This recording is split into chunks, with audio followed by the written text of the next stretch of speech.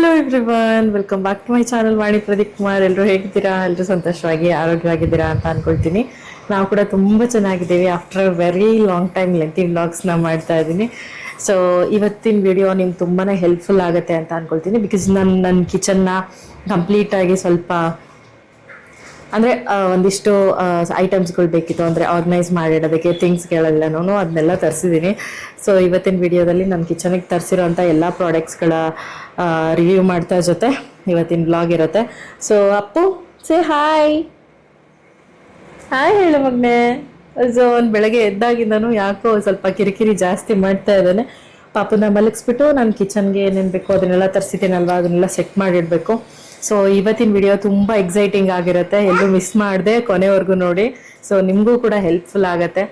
So ಬನ್ನಿ ಶುರು ಮಾಡೋಣ. Okay, give me high five Appu. High five, high five. Yes yes. ಇವತ್ತು ಒಂದಿಷ್ಟು ನೆಸ್ಟೇಷನ್ ಅವ್ರ ಬ್ರ್ಯಾಂಡ್ ಕಡೆಯಿಂದ ಒಂದಿಷ್ಟು ಪ್ರಾಡಕ್ಟ್ಸ್ಗಳನ್ನ ತರಿಸ್ಕೊಂಡಿದ್ದೀನಿ. ನಾನು ಲಾಸ್ಟ್ ಟೈಮ್ ಕೂಡ ಒಂದಿಷ್ಟು ಪ್ರಾಡಕ್ಟ್ಸ್ನ ತರಿಸ್ಕೊಂಡಿದ್ದೆ. ಸೊ ಆ ಪ್ರಾಡಕ್ಟ್ ಕ್ವಾಲಿಟಿ ನಂಗೆ ತುಂಬ ಇಷ್ಟ ಆಗಿ ನನ್ನ ಕಿಚನ್ಗಂತೂ ತುಂಬಾ ಯೂಸ್ಫುಲ್ ಆಯಿತು. ಸೊ ಈ ವಿಡಿಯೋ ನಿಮಗೂ ಕೂಡ ತುಂಬ ಹೆಲ್ಪ್ಫುಲ್ ಆಗುತ್ತೆ. ನಾನು ಯಾವ್ಯಾವ ಪ್ರಾಡಕ್ಟ್ಸ್ಗಳನ್ನ ತರಿಸ್ಕೊಂಡಿದ್ದೀನಿ ಅಂತ ಹೇಳ್ಬಿಟ್ಟು ಒಂದೊಂದೇ ತೋರಿಸ್ತಾ ಹೋಗ್ತೀನಿ. ಸೊ ಇಷ್ಟು ಪ್ರಾಡಕ್ಟ್ಸ್ಗಳನ್ನ ನಾನು ತರಿಸ್ಕೊಂಡಿದ್ದೀನಿ. ಸೊ ನನಗಂತೂ ಇದು ತುಂಬಾ ಯೂಸ್ಫುಲ್ ಆಗುತ್ತೆ. ಮೊದಲನೇದು ಬಂದು ಸ್ಪೈಸ್ ಕಂಟೈನರ್ನ ತರಿಸಿದ್ದೀನಿ. ವಿತ್ ರೊಟೇಟಿಂಗ್ ಸ್ಟ್ಯಾಂಡ್ ಇರುತ್ತೆ. ಇದು ಸೆಟ್ ಆಫ್ 17 ಬರುತ್ತೆ. ಯಾಕೆ ಅಂತ ಹೇಳಿದ್ರೆ ಮನೇಲಿ ಒಂದೊಂದು ಕಡೆ ಒಂದೊಂದು ಆಗಿಬಿಡುತ್ತೆ. ಹಾಗೆ ಸುಮಾರಷ್ಟು ಚಿಕ್ಕ ಪುಟ್ಟ ಸಾಮಗ್ರಿಗಳನ್ನೆಲ್ಲ ಒಂದೊಂದು ಕಡೆ ಸ್ಟೋರ್ ಮಾಡಿ ಇಟ್ಬಿಡ್ತೀವಿ. ಇದರಲ್ಲಾದರೆ ಒಟ್ಟಿಗೆ ಸ್ಟೋರ್ ಮಾಡಿಡ್ಬೋದು, ಬೇಗ ಕೈಗೂ ಸಿಗುತ್ತೆ. ಇದು 16 ಸ್ಪೈಸಸ್ ಜಾರ್ ಜೊತೆಗೆ ರೊಟೇಟಿಂಗ್ ಸ್ಟ್ಯಾಂಡ್ನ ಕೊಟ್ಟಿರ್ತಾರೆ. ಹಾಗೆ ಇದು 360 ರೊಟೇಟಿಂಗ್ ಆರ್ಗನೈಸರ್ ಆಗಿರುತ್ತೆ. ಹಾಗೆ ಇದು ತುಂಬಾ ಸ್ಪೇಸ್ ಸೇವಿಂಗ್ ಡಿಸೈನ್ ಕೂಡ ಮಾಡಿರೋದ್ರಿಂದ ಆರಾಮಾಗಿ ಒಂದು ಕಡೆ ಸ್ಟೋರ್ ಮಾಡಿ ಇಟ್ಕೊಳ್ಬೋದು. ಯಾವ ಕಡೆ ಯಾವ ಕಾಳಿದೆ ಅಂತ ಅನ್ನೋ ಚಿಂತೆನೇ ಬೇಡ, ಆರಾಮಾಗಿ ಎಲ್ಲ ಒಂದೇ ಕಡೆ ಸಿಕ್ಕೋಗ್ಬಿಡುತ್ತೆ. ಹಾಗೆ ಇದಕ್ಕೆ ಈ ಥರ ಕ್ಯಾಪ್ಸ್ಗಳನ್ನು ಕೂಡ ಕೊಟ್ಟಿರ್ತಾರೆ, ಬೇಕು ಅಂದರೆ ಆ್ಯಡ್ ಮಾಡ್ಕೊಳ್ಬೋದು. ನಾನಿಲ್ಲಿ ಸ್ಪೈಸಸ್ ದೊಡ್ಡ ಸ್ಪೈಸಸ್ನ ಹಾಕಿರೋದ್ರಿಂದ ನಾನೇನು ಹಾಕ್ತಾ ಇಲ್ಲ. ಬಟ್ ಪೌಡರು, ಪೆಪ್ಪರ್ ಪೌಡರ್ ಈ ಥರ ಏನಾದರೂ ಹಾಕೋತೀವಿ ಅಂತ ಅಂದಾಗ ಅದು ತುಂಬಾ ಯೂಸ್ಫುಲ್ ಅಂತ ಆಗುತ್ತೆ. ನೋಡ್ತಿದ್ದೀರಲ್ವ, ಚಿಕ್ಕ ಕಂಟೈನರ್ಸ್ಗಳಲ್ಲಿ ಈ ಥರ ಎಲ್ಲ ಒಂದೇ ಕಡೆ ಸ್ಟೋರ್ ಮಾಡಿಟ್ಬಿಟ್ರೆ ತಲೆನೋವು ಇರಲ್ಲ, ತಾಪತ್ರೆ ಇರಲ್ಲ. ಆಲ್ಮೋಸ್ಟ್ ನನ್ನ ಎಲ್ಲ ಸ್ಪೈಸಸ್ಗಳನ್ನೂ ಒಂದೇ ಕಡೆ ಸ್ಟೋರ್ ಮಾಡಿ ಇಟ್ಟಂಗಾಯಿತು. ಎಲ್ಲ ನನಗಂತೂ ತುಂಬಾ ಯೂಸ್ಫುಲ್ ಆಯಿತು ಇದು.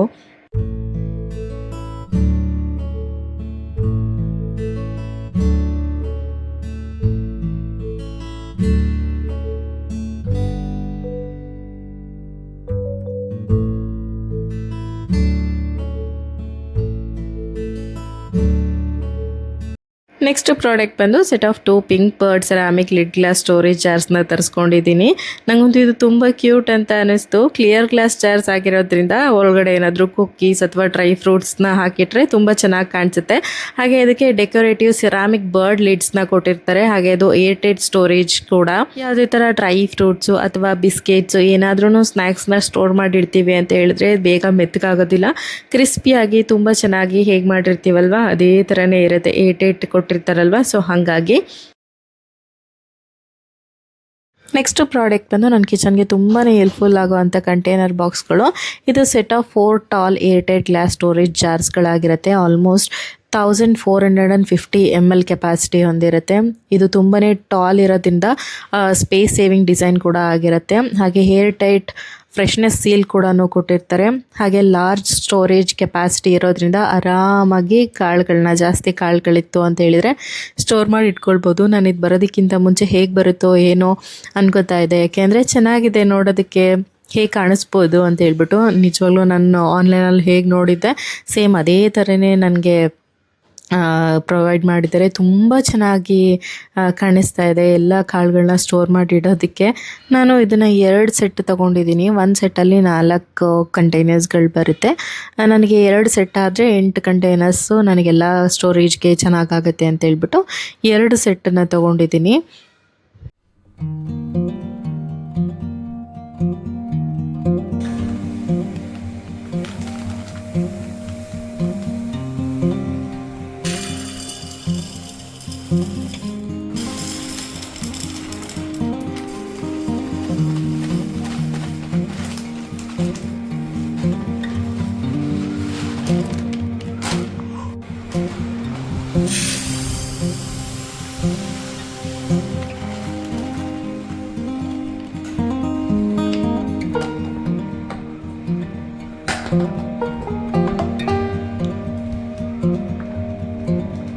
ನನಗಂತೂ ಈ ಪ್ರಾಡಕ್ಟ್ ತುಂಬಾ ಇಷ್ಟ ಆಯಿತು. ನೋಡೋದಕ್ಕೆ ಎಷ್ಟು ಕ್ಲಾಸಿಯಾಗಿ ಕಾಣಿಸ್ತಾ ಇದೆ ಅಲ್ವಾ, ಆರ್ಗನೈಸ್ ಮಾಡಿಡೋದಕ್ಕೆ. ದೊಡ್ಡ ದೊಡ್ಡ ಕಾಳುಗಳನ್ನ ಅಂದರೆ ಜಾಸ್ತಿ ಪ್ರಮಾಣ ಇರುವಂಥ ಕಾಳುಗಳನ್ನ ಆರಾಮಾಗಿ ಸ್ಟೋರ್ ಮಾಡಿಡ್ಬೋದು. ನೆಕ್ಸ್ಟು ನಾನೀಗೇನು ತರಿಸ್ಕೊಂಡಿದ್ನಲ್ವ ಅದೇ ಥರನೇ ಸ್ವಲ್ಪ ಚಿಕ್ಕ ಸೈಜು, ಇದು ribbed airtight kitchen storage glass set of 4 ಬರುತ್ತೆ. ಇದು 1000 ml ಕೆಪಾಸಿಟಿ ಇರುತ್ತೆ. ಇದು ರಿಬ್ಡ್ ಟೆಕ್ಸ್ಚರ್ ಡಿಸೈನ್ ಆಗಿರುತ್ತೆ. ಹಾಗೆ ಇದು ಕೂಡ ಏರ್ಟೈಟ್ ಸೀಲಿಂಗ್ ಲಿಡ್ನ ಕೊಟ್ಟಿರ್ತಾರೆ. ಇದು ಸ್ಟ್ಯಾಕಬಲ್ ಪ್ಯಾಂಟ್ರಿ ಸ್ಟೋರೇಜ್ಗೆ ಒಂದು ಒಳ್ಳೆ ಕಂಟೈನರ್ಸ್ ಅಂತಾನೆ ಹೇಳ್ಬೋದು. ಈ ತರ ಕಂಟೈನರ್ ಬಾಕ್ಸ್ ಅಲ್ಲಿ ನನಗೆ ಬೇಕಾಗಿರುವಂತ ಚಿಕ್ಕ ಚಿಕ್ಕ ಐಟಮ್ಸ್ಗಳನ್ನೆಲ್ಲ ತರಿಸಿರ್ತೀನಲ್ವಾ, ಅಂದ್ರೆ ಬೇಗ ಹಾಳಾಗುವಂಥದ್ದು ಯಾವುದಾದ್ರೂ ಇರುತ್ತೆ, 2 months 3 months ಎಲ್ಲ ಇರಲ್ಲ, ಆ ಕಾಳುಗಳನ್ನೆಲ್ಲ ಇದ್ರಲ್ಲಿ ಸ್ಟೋರ್ ಮಾಡಿ ಇಟ್ಕೊಳ್ತೀನಿ. 1 monthಗೆ ಏನೇನು ಬೇಕು ಆ ಥರ ಕಾಳುಗಳನ್ನೆಲ್ಲ ಕೂಡ. ಇದನ್ನು ಕೂಡ ನಾನು ಸೆಟ್ ಆಫ್ 2 ತರಿಸ್ಕೊಂಡಿದ್ದೀನಿ. ಒಂದು ಸೆಟ್ಟಲ್ಲಿ 4 ಪೀಸ್ ಬರುತ್ತೆ, ಸೆಟ್ ಆಫ್ 4 ಬರುತ್ತೆ. ನಾನು 2 ಪೀಸ್ನ ತರಿಸ್ಕೊಂಡಿದ್ದೀನಿ.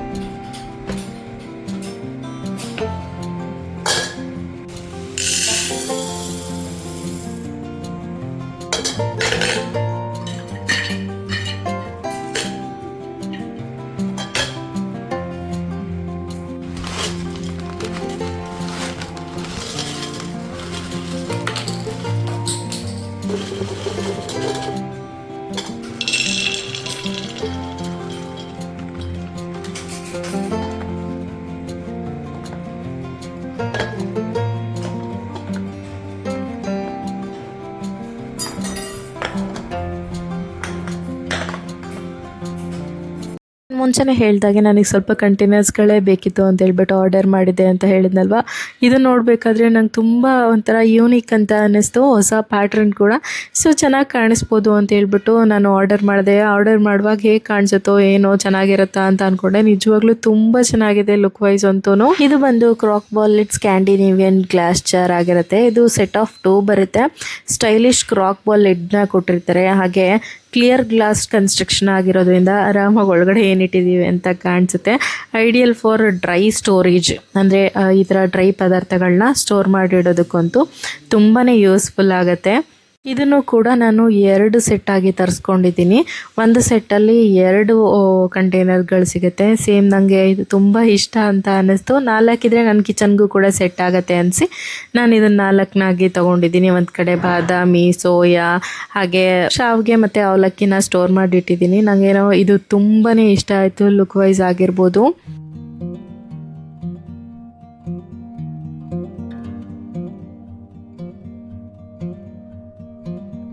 ಇದು ಕೂಡ ನಾನು ಮುಂಚೆ ಏನು ತರಿಸ್ಕೊಂಡಿದ್ನಲ್ವ, ಈಗ ತೋರಿಸಿರೋ ಅಂಥ ನೆಕ್ಸ್ಟ್ ಸ್ಮಾಲ್ ಸೈಜ್ ಇದು.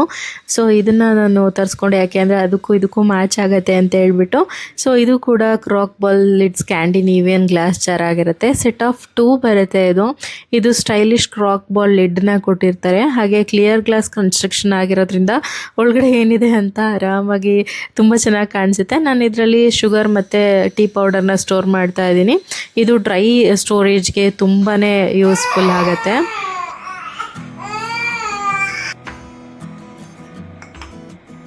ನೋಡಿದ್ರಲ್ವ ಎಷ್ಟು ಚೆನ್ನಾಗಿ ಕಾಣಿಸ್ತಾ ಇದೆ ಅಂತ ಹೇಳ್ಬಿಟ್ಟು. ನನಗಂತೂ ತುಂಬಾ ಇಷ್ಟ ಆಯಿತು. ಕಿಚನ್ಗೆ ಇಷ್ಟು ಒಳ್ಳೆ ಪ್ರಾಡಕ್ಟ್ಸ್ಗಿದ್ರೆ ಕಿಚನ್ ಲುಕ್ಕೇ ಬೇರೆ ಅಂತ ಅನಿಸುತ್ತೆ. ನನಗಂತೂ ಈ ಪ್ರಾಡಕ್ಟ್ಸ್ಗಳಂತೂ ತುಂಬಾ ಇಷ್ಟ ಆಯಿತು.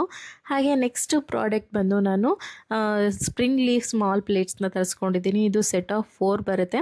ಇದಕ್ಕೆ ಎಲಿಗೆಂಟ್ ಲೀಫ್ ಇನ್ಸ್ಪೈರ್ಡ್ ಡಿಸೈನ್ನ ಮಾಡಿರ್ತಾರೆ. ಹಾಗೆ ಇದು ಪ್ರೀಮಿಯಂ ಸೆರಾಮಿಕ್ ಫಿನಿಶ್ನ ಮಾಡಿರೋದ್ರಿಂದ ತುಂಬ ಚೆನ್ನಾಗಿ ಕಾಣಿಸುತ್ತೆ. ಹಾಗೆ ಇದು ಸ್ನ್ಯಾಕ್ಸು ಮತ್ತು ಡೆಸರ್ಟ್ಸ್ಗಳನ್ನ ಸರ್ವ್ ಮಾಡೋದಕ್ಕೆ ತುಂಬಾ ಪರ್ಫೆಕ್ಟ್ ಆಗಿರುತ್ತೆ.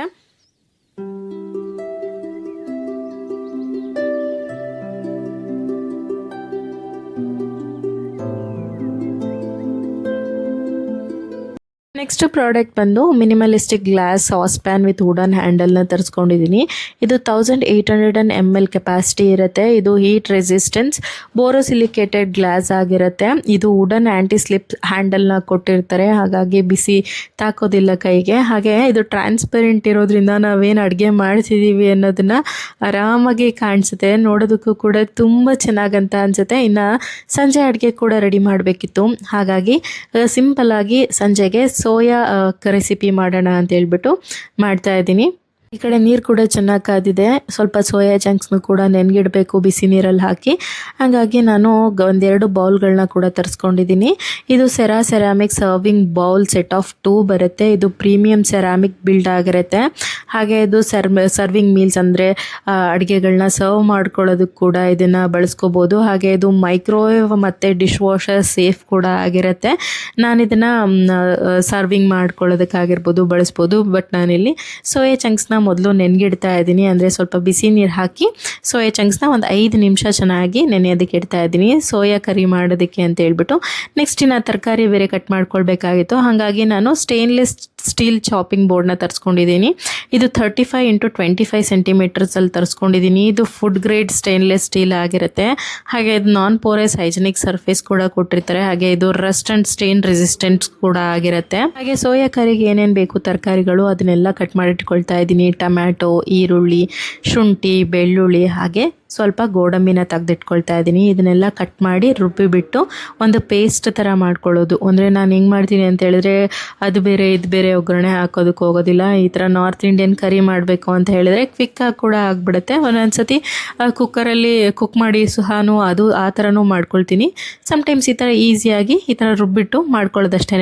ಈಗ ರುಬ್ಬಿ ಇಟ್ಕೊಂಡಿದ್ದೀನಲ್ವ ಮಿಶ್ರಣನ, ಇನ್ನೊಂದು ಕಡೆ ಒಂದು ಬಾಣಲಿನ ಬಿಸಿಗೆ ಇಟ್ಕೊಳ್ತಾ ಇದ್ದೀನಿ. ಅದಕ್ಕೆ ಎಣ್ಣೆನ ಸೇರಿಸ್ಬಿಟ್ಟು ಎಣ್ಣೆ ಚೆನ್ನಾಗಿ ಬಿಸಿ ಆದಮೇಲೆ ಜೀರಿಗೆ, 1-2 ಏಲಕ್ಕಿ, ಹಾಗೆ ಒಂದು 3-4 ಲವಂಗನ ಸೇರಿಸಿ ಇದನ್ನು ಚೆನ್ನಾಗಿ ಫ್ರೈ ಮಾಡ್ಕೊಳ್ಬೇಕು. ಇದು ಚೆನ್ನಾಗಿ ಫ್ರೈ ಆದ ನಂತರ ರುಬ್ಬಿಟ್ಕೊಂಡಿರುವಂಥ ಮಿಶ್ರಣ ಇದಿಷ್ಟನ್ನು ಹಾಕಿ ಇದು ಕೂಡ ಎಣ್ಣೆ ಬಿಡೋವರೆಗೂ ಚೆನ್ನಾಗಿ ಕುಕ್ ಮಾಡ್ಕೊಳ್ಬೇಕು.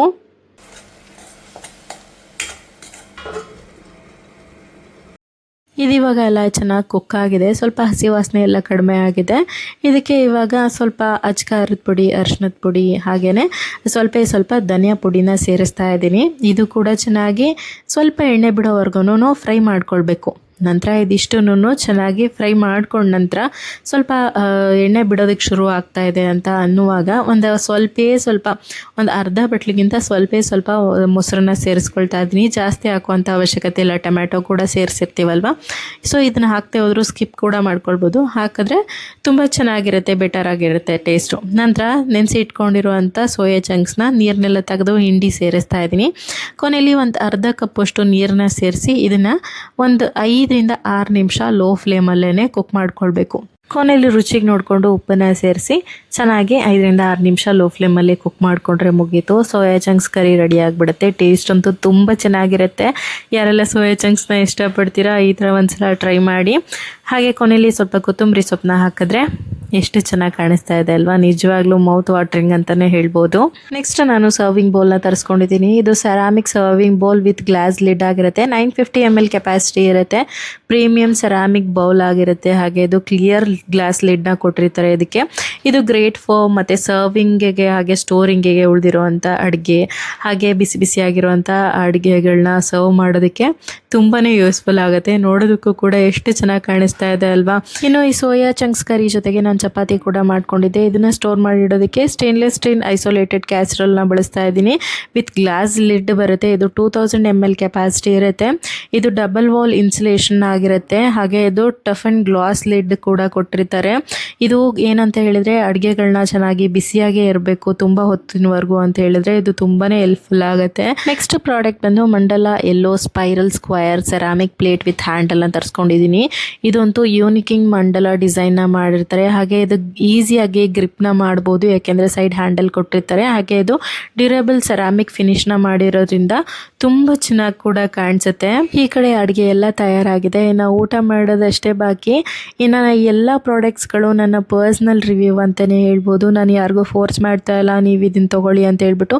ನನಗೆ ಇವರ ಕ್ವಾಲಿಟಿ ಹಾಗೆ ಪ್ರಾಡಕ್ಟ್ ಅಂತೂ ತುಂಬಾ ಇಷ್ಟ. ಸೊ ಹಾಗಾಗಿ ಇದು ನನ್ನ ಹಾನೆಸ್ಟ್ ರಿವ್ಯೂ ಅಂತಲೇ ಹೇಳ್ಬೋದು. ನಿಮಗೂ ಕೂಡ ಈ ಪ್ರಾಡಕ್ಟ್ಸ್ಗಳು ಬೇಕಿತ್ತು ಅಂತ ಹೇಳಿದರೆ ನಾನು ಡಿಸ್ಕ್ರಿಪ್ಷನಲ್ಲಿ ಆ್ಯಡ್ ಮಾಡಿರ್ತೀನಿ.